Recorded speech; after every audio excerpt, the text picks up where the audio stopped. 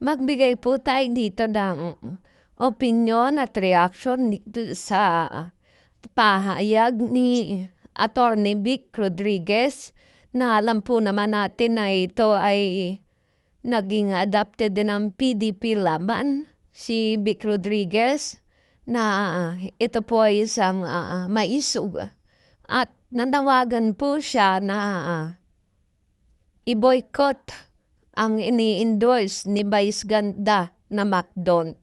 Mukhang padagdag ng padagdag ang mga nagagalit dito kay Vice Ganda, no? Marami talaga ang naapektuhan sa kanyang ginawang jokes na ika nga ni Atty. Vic Rodriguez ay hindi ito isang jokes, kundi ito ay isang pambabastos. Aminin man natin at hindi. Gano'n na talagang lumalabas sa ginawa ni Vice Ganda kasi isipin natin dito ay si Tatay Digong ay super senior na at hindi na dapat gano'n itrato. At hindi lang ito si Atty. Vic Rodriguez ang nabastos niya. Pati rin pala itong si Bibi Gandang Hari na ngayon ay naglalabas din ng saloobin tungkol kay Vice. At ganon din itong isang adopted ng PDP laban na si ngayon ay senator na nating iginagalang na Senator Dante Marcoleta. At talagang grabe talaga yung masyado na rin si Vice Ganda kasi yung mga jokes niya kasi inaano niya yung itsura ba? Wala siyang respeto na hindi niya alam na oo nga ngayon. May siya, gumaganda siya kasi gawa ng mga glam team niya, napapaganda siya.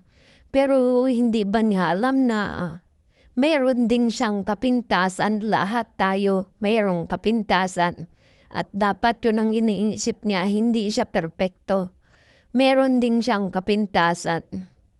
Ako naman, hindi naman ako talagang galit, pero nabastusan talaga ako dun sa ginawa niya dun kay Tatay Digong na alam niya naman at alam nating lahat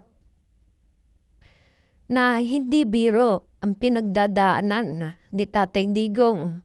Kasi sobrang, kumbaga dapanan talaga siya. At hindi pa nga napapatunayan yung kaso niya, di ba? Ngayong palilitisin ang pagdating ng September. Kaya, heto na.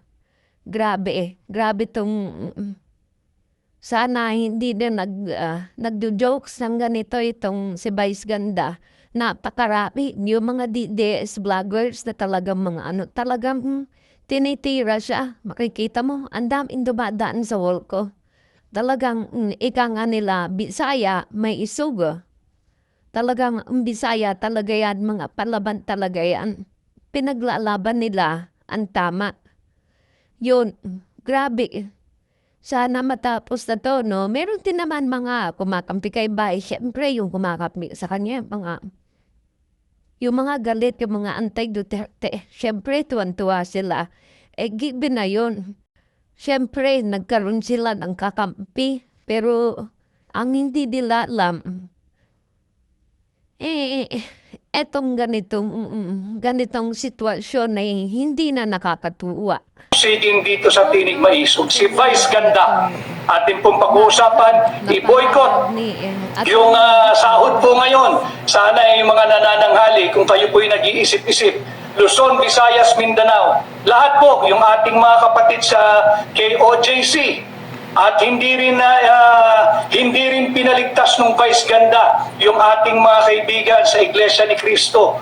Kung hindi pa ho kayo nanananghali at nag-iisip-isip, wag ho muna tayong mag-McDo. McDon't po muna tayo, McDon't. Hanggat si Vice Ganda ang endorser niyan, wag po muna tayong tumangkilik ng McDonald's. Luzon, Visayas at Mindanao, lalong-lalo na dyan sa Mindanao at sa Visayas at dyan sa Davao. Hanap po muna tayong iba. Nakahintulad o higit pang masarap dyan sa McDon't. Wag ho muna tayong mag-McDon't. Wag muna. Hanggat hindi humihingi ng sinserong patawad yung napakaangas na Vice Ganda. At huwag po nating tangkilikin ang McDonald's. Tangkilikin muna natin yung sariling atin. Nandiyan naman ang Jollibee. Libreng advertisement na po ito.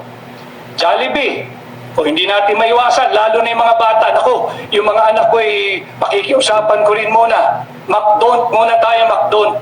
Jollibee, o kaya isa pang homegrown na produkto, yung tinatawag po nating Andox. May fried chicken na rin po sa pagkakaalam ko yung Andox eh. Kalimutan po muna natin itong McDonald's. Tutukuyan po natin dito sa boycott. Tutukuyan